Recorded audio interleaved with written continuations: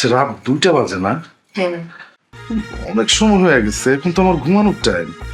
আজকে এমনিতেও অনেক পরিশ্রম করছি সারাদিন, প্রচুর ক্লান্ত, ভালো লাগছে না আমার, খুব ঘুম পাচ্ছে, একটু ঘুমাই। হ্যাঁ, কাল সকালে কথা হবে, পারলে তুমিও ঘুমাও, বেশি রাত যাইবো না, চোখের নিচে কালি পড়ে যাবে।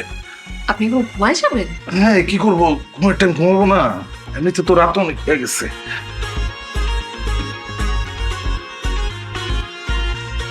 ঘুমাও ঘুমাও। দুজনে একটু কথা বলে।